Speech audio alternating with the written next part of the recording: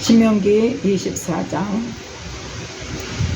14절부터 16절 말씀까지.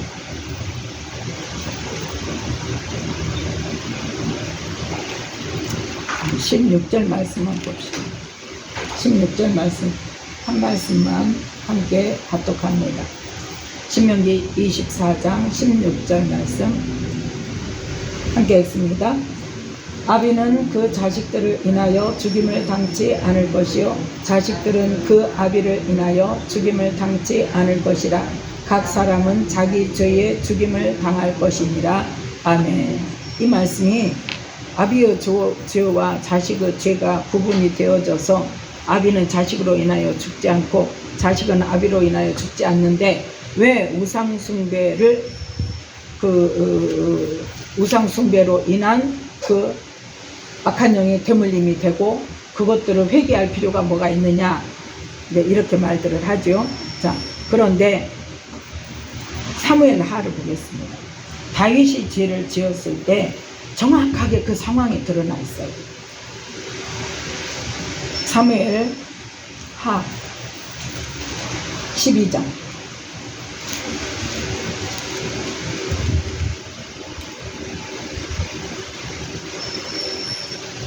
사무엘하 12장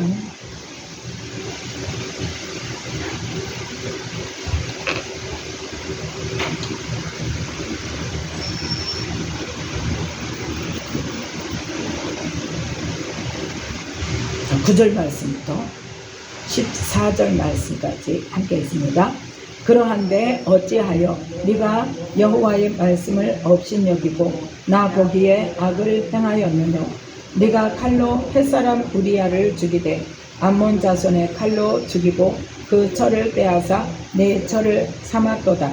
이제 네가 나를 업신여기고 햇사람 우리야의 철을 빼앗아 네 철을 삼았은즉 칼이 네 집에 영영이 떠나지 아니하리라 하셨고, 여호와께서 또 이처럼 이르시기를 내가 네 집에 재화를 일으키고 내가 네 처들을 가져 내 눈앞에서 다른 사람에게 주리니 그 사람이 네 처들로 더불어 백주에 동침하리라.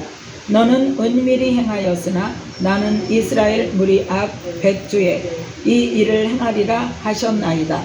다윗이 나단에게 이르되 내가 여호와께 죄를 범하였노라 하매 나단이 다윗에게 대답하되 여호와께서도 당신의 죄를 사하셨나니 당신이 죽지 아니하려니와 이 일로 인하여 여호와의 원수로 크게 회방할 거리를 얻게 하였으니 당신의 낳은 아이가 정령 죽으리이다 하고, 나단이 15절까지 나단이 자기 집으로 돌아가니라.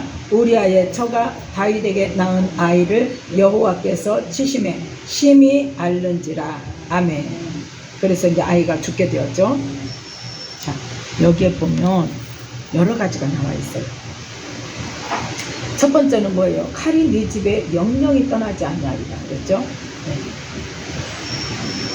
그 다음에 어땠어요? 네 처들을 가져서 네 눈앞에서 다른 사람에게 주리라. 근데 그 사람이 언제? 백주에 네 처로 더불어 동침하리라 그랬어요. 너는 은밀히 행하였으나 나는 이스라엘 무리 앞 백주에 이 일을 행하리라. 누가 하겠다는 거예요 지금? 사단이 하겠다는 겁니까? 다윗이, 아니 하나님께서 하시겠다는 거죠. 자, 이거는 그러면 분명히 신명기에서 하나님께서 아비의 죄를 자식에게 갚지 않고 또 자식의 죄를 아비에게 갚지 아니하신다고 했는데, 우리아의 철을 빼앗았다고 해서 칼이 내 집에 영영이 떠나지 아니하리라. 그거는 뭔가? 그건 뭘 것 같아요? 네, 그러니까. 네. 자, 여기에서 우리는 뭘 볼 수 있냐면 심은 대로 거두리. 심은 대로 거두리. 네가 칼로, 그것도 누구 칼로? 암몬 자손의 칼로 그 우리아를 죽여서, 네가 잘못해놓고 그 부인이 임신을 하니까 그 밧세바를 죽지 않게 하기 위해서, 자기의 그 음란함이 탄로나지 않기 위해서 얼마나 충신입니까? 우리아가요 다윗의 말을 듣고 전쟁터에서 오자마자, 지금 휴가 왔잖아요. 오자마자 집에 가서 자라고 뭐 옳다 됐다 그러고 집에 가서 아내 품고 잤으면 안 죽었어요. 얼마나 충성된 사람인지. 다윗이 가서 너네 집 가서 아내 품고 자, 그래도 나는 그럴 수 없습니다. 지금 때가 어느 때인데요. 지금 전쟁터에 우리의 동지들, 우리의 장군들은 다 저렇게 전쟁터에서 목숨 내놓고 싸우고 있는데 나는 집에 가서 편히 발 뻗고 잘 수 없습니다. 집에도 안 갔어요. 그래서 죽은 거예요. 예. 그 충성된 자를 다윗이 칼로, 그것도 누구 칼로? 자기가 안 한 척하고 시켜가지고 암몬 사람의 칼에 죽게 만들었어. 심은 대로 거둔 거야. 너 심은 대로 거둘 거야. 너 우리아를 암몬 자손의 칼로 너 죽였지. 죄도 없는 자를. 그러니까 죄가 있었으면 죽어 마땅하지만 죄가 없는 사람을 그렇게 죽였으니까 칼이 네 집에서 영영이 떠나지 않냐 할 거예요. 또 어째서요? 남의 아내를 지금 가졌잖아요. 그래서 11절에 내가 네 처들을 가져 네 눈앞에서 다른 사람들에게 주리니, 다른 사람에게 주리니 그 사람이 네 처들로 더불어 백주에 동침하리라. 실제 일어났어요? 안 일어났어요?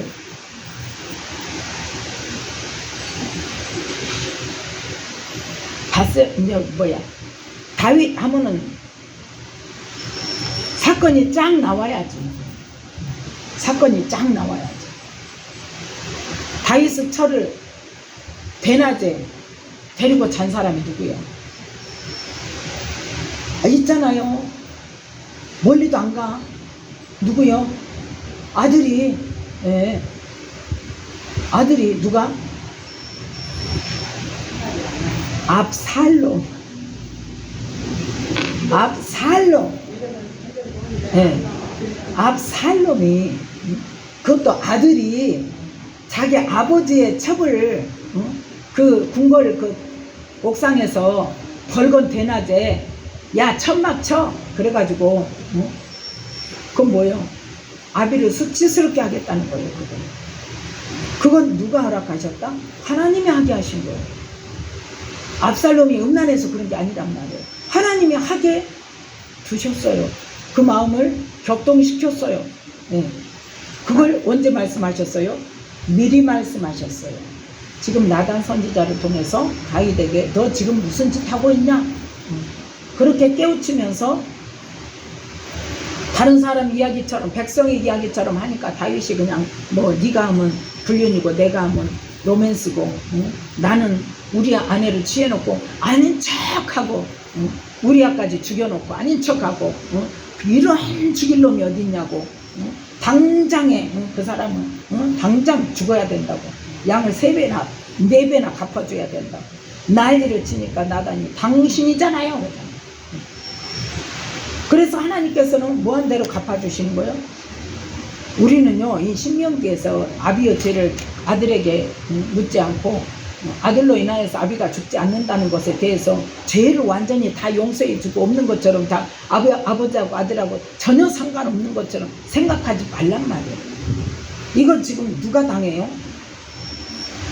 자식이 아버지의 첩을 동침하는 죄를 짓게 만들어요. 죄잖아요. 그게 남 같으면 몰라 또. 근데 하나님이 아무리 하게 하셨어도 아들로서 그 일을 하는 아들은 뭐예요? 죄인인 거예요. 죄를 짓게 만드는 거예요. 그 너는 은밀히 행하였으나 나는 이스라엘 무리 앞에 백주의 일을 행하리라. 그런데 그렇게 말씀을 전하니까 다윗이 나단에게 뭐라고 말합니까? 13절에 다윗이 나단에게 이르되 내가 여호와께 죄를 범하여 잘못했습니다 한 거예요. 한마디로 말해서 잘못했습니다 그랬더니 하나님께서 뭐라고 하셨다? 당신은 죄를 사하셨다. 죄를 사했으면 우리 생각은 어때요? 다 없어져. 아무것도 안 해야죠. 하나님이. 그죠? 우리 생각에는 죄를 용서해 주셨으면 칼이 네 집에 영영이 떠나지 않는다는 것도 안 해야 되고 백주에 네 철을 다른 사람이 가지는 거라는 것도 동침하리라는 것도 안 해야 만든 거 아니에요. 우리 생각에는 죄를 용서해. 우리는 그 착각 속에 살고 있다 그 말이에요. 죄값은 반드시 뭐 해야 된다? 죽어야 됐는데 13절의 뒷부분에 보니까 여호와께서도 당신의 죄를 사하셨으니 그 죄를 사하신 대가가 뭐다? 당신이 죽지 않는 거다. 네. 당신이 죄를 하나님이 용서해 주셔서, 아니면 당신이 죽어야 돼. 아니면 당신이 죽어야 되는데, 당신이 그렇게 회개할 줄 알고 용서해 줬어. 용서해 줬는데, 그래서 용서해 준 것은 뭐다? 당신의 생명은 살아. 죽지 않는 거야. 용서해 준 대가가 뭐다? 너 죽지 않는 거야. 그런데 죄로 인한 뿌린 것은, 심은 것은 뭐한다? 심은 대로 거둔단 말이에요. 우리는 죄로 용서함 받으면 아무것도 없는 줄 알고 착각하고 있어요. 이 사건에서 너무나 적나라하게 하나님 말씀하고 계세요. 우리의 죄사함과 우리가 심은 대로 거두는 것에 대해서. 그 용서한 것은 다 그러면 없어져야지. 아무것도 없어야지. 근데 뭐예요? 심은 대로 거두는 것이 있다니까요. 근데 하나님이 심고 거두는 법칙은 뭐예요? 하나를 심으면 몇 배로? 30배, 60배, 100배로 거둔다고 그랬어요. 축복만 그럴까요? 그것도 마찬가지예요. 그거잖아요. 지금 우리야 한 사람 죽였어요. 죄 없이 죽이는 사람은 전쟁이 아니고, 내 사람을 죄 없이 죽인 사람은 누구요? 우리야 한 사람이야. 근데 칼이 내 집에 영영이 떠나지 아니하리라고 그랬어요. 네 집에 영영이 떠나지 아니하리라. 그리고 나는 우리 안에 한 사람 취했는데 어쩔 거다? 네 처들을 가져서 여러 사람, 누가? 압살롬이. 그 첩들을 다 놓고 10명인가를 놓고 갔잖아요. 그거 다 취했잖아, 압살롬이. 그것도 백주 대낮에 궁궐에서. 그래서 그렇게 심고 거두는 법칙에 의해서 죄를 심은 것에 대한 대가를 받는단 말이에요. 우리 죄를 용서함 받아도.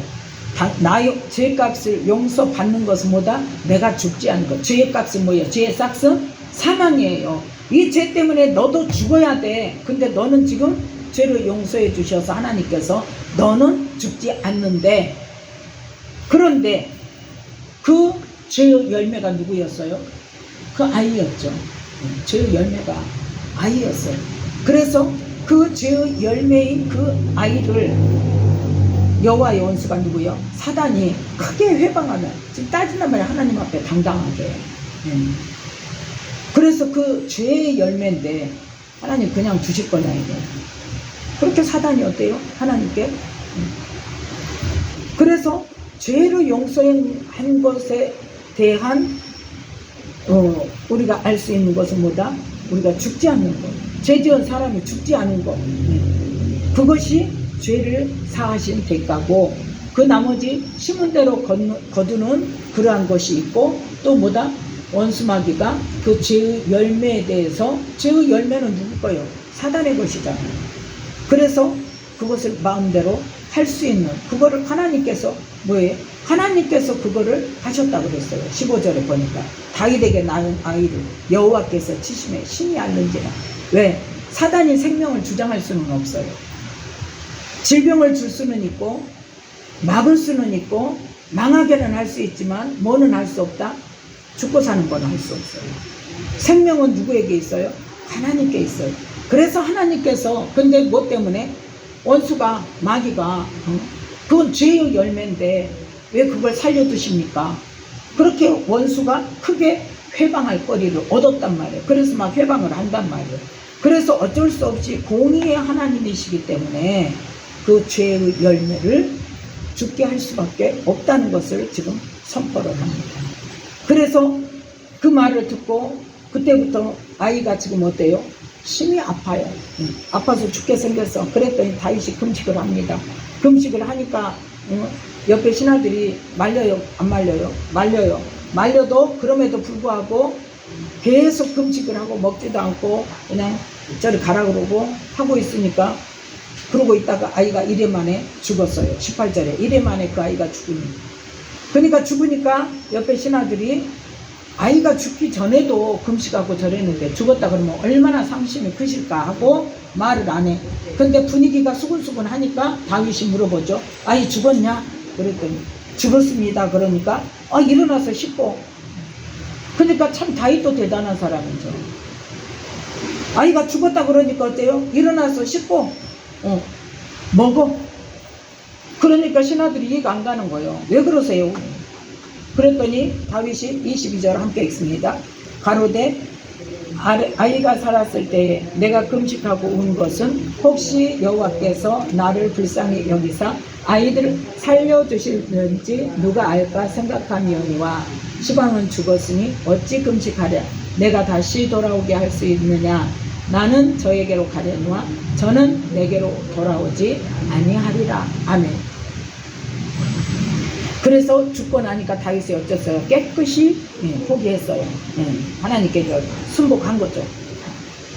자, 그 다음에 24절에 보면 솔로몬을 낳아서 하나님께서 그를 사랑하셔서 선지자 나단을 보내서 그 이름을 여디디야, 하나님께서 사랑하시는 자라는 이름을 주셨죠. 그런데 여기 말씀에 보면은 그 아이 죽고 나서 바로 바세바가 임신을 해서 솔로몬을 낳은 것 같죠.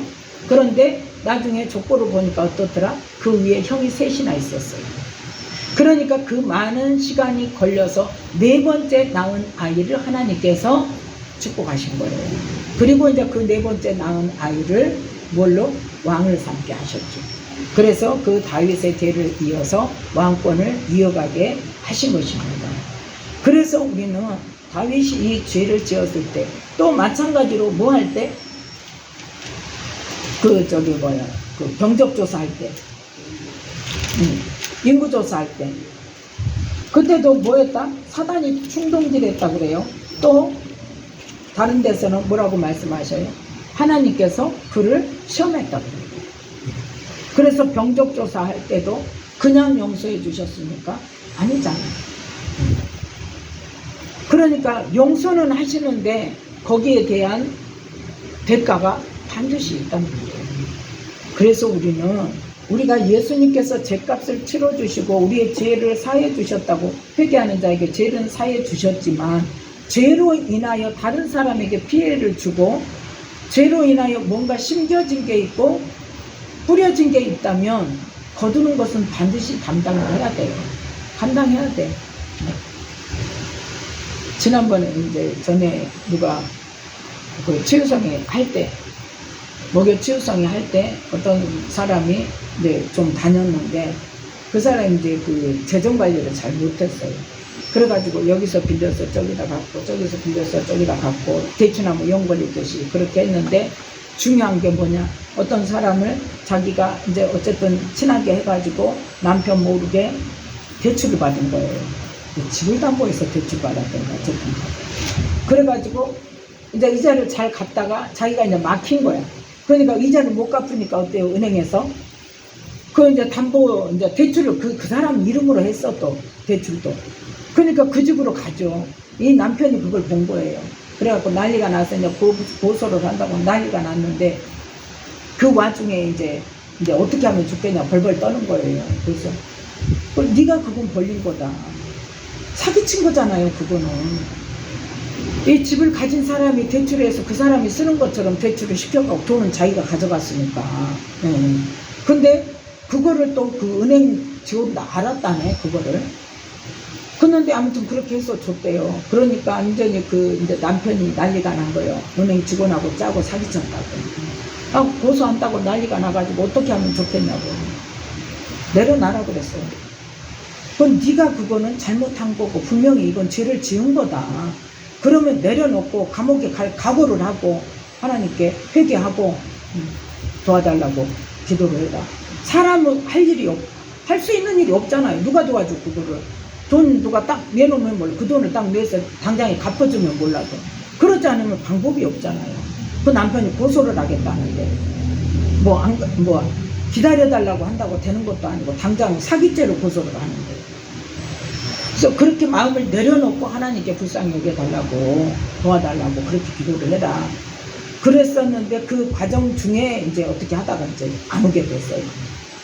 그랬는데 하나님 그 마음을 주시더라고요. 감당해라 그거를. 왜? 네가 저지른 일에 대한 대가를 죄는 네가 저질러 놓고 무조건 다른 사람이 해결해 주기를 바라는 그 마음 자체가 틀렸다는 거예요.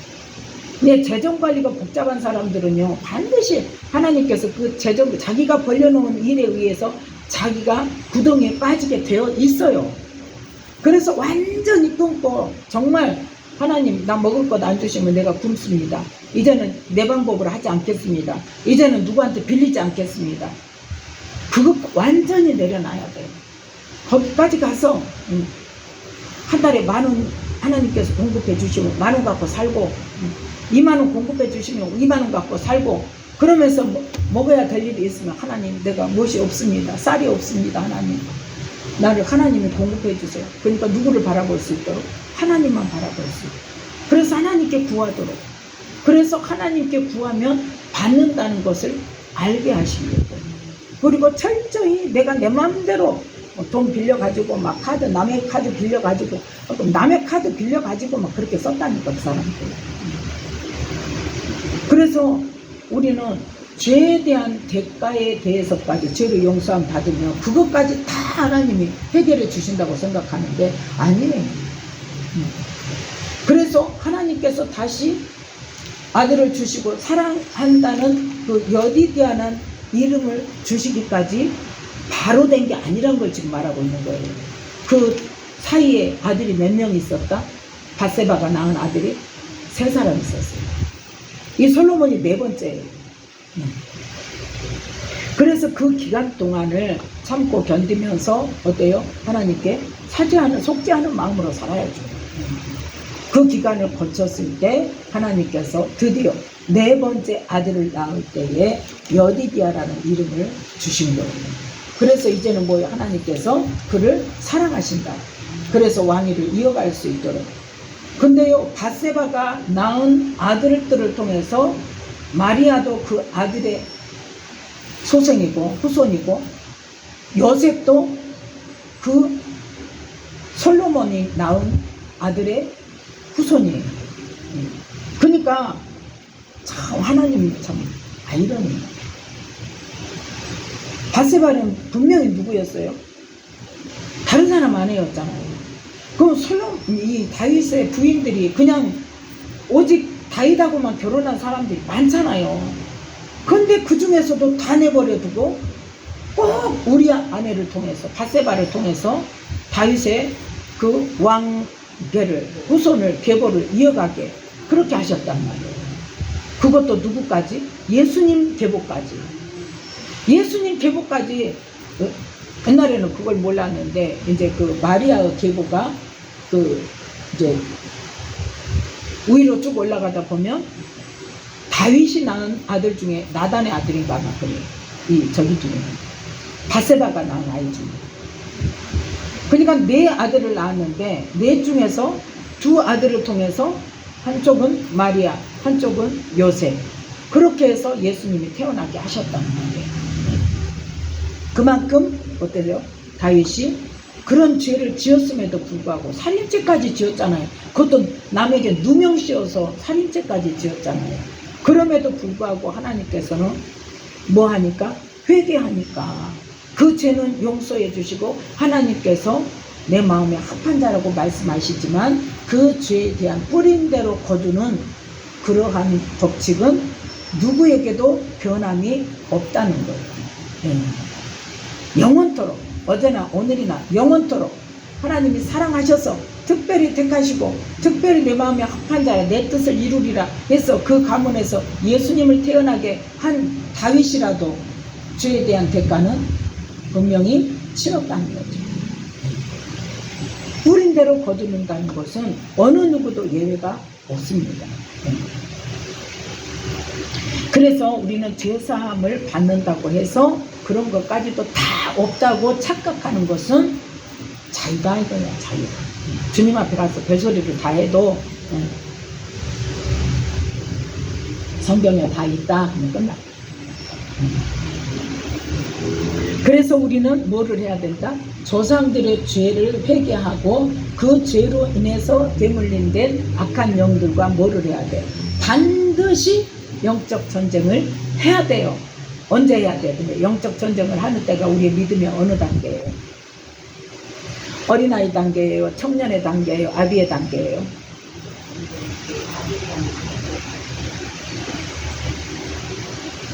내가 몇 번이나 이야기했잖아요. 요한일서에 보면 봐요. 요한일서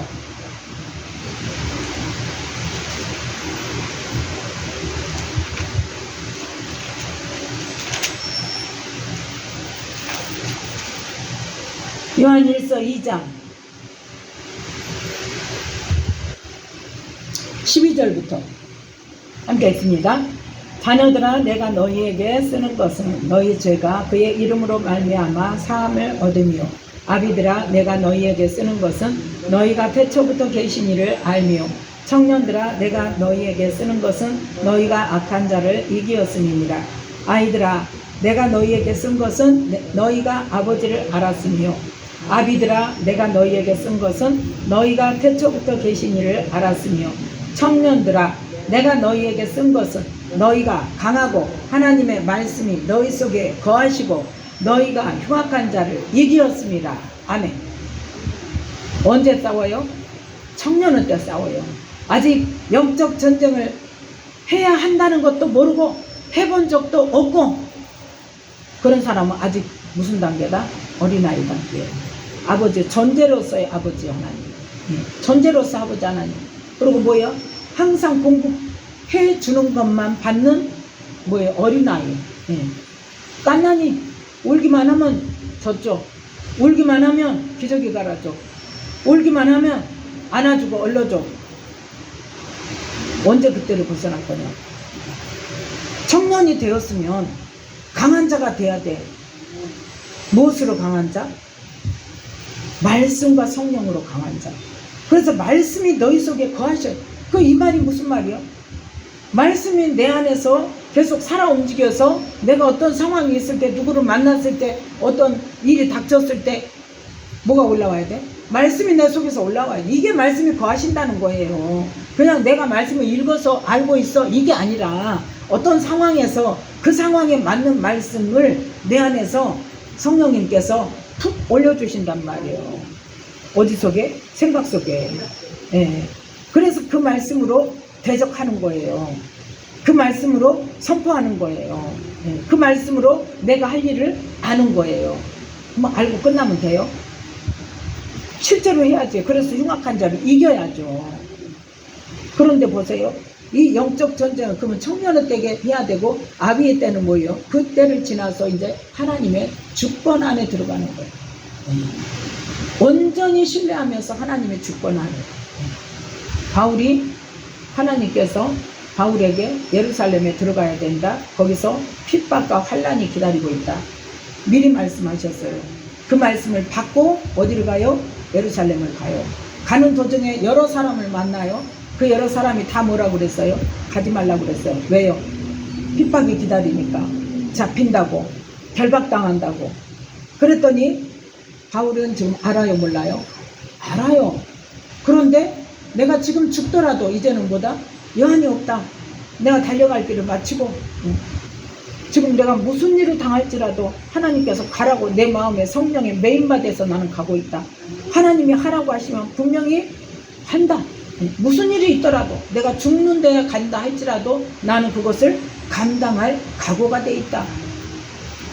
어떤 마음이 돼야 돼? 하나님을 온전히 신뢰하는 마음이 돼야 돼.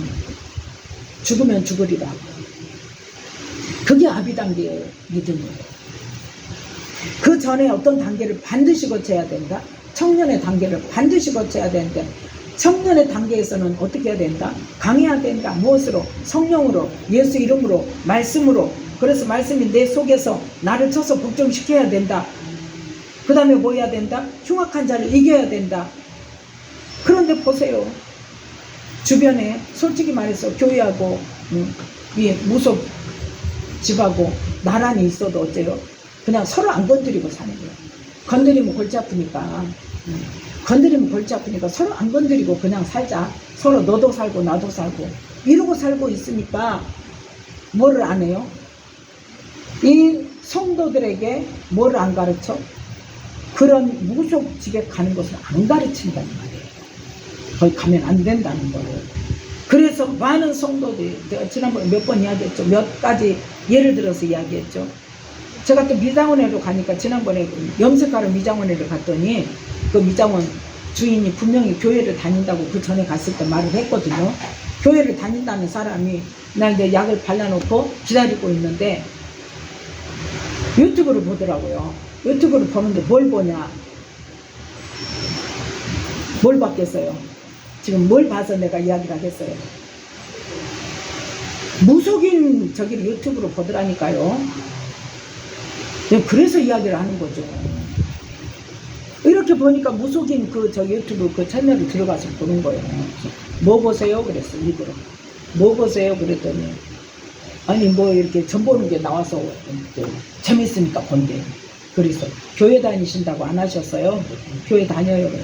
교회 다니시는 분이 그런 거 보면 안 돼요. 그래서, 그랬더니, 영적으로 얼마나 그게 안 좋은 건데 그걸 보시냐고. 그래요? 그러고 얼른 갔더라고요. 그래서, 새롭게 하소서를 보세요. 그랬습니다. 네.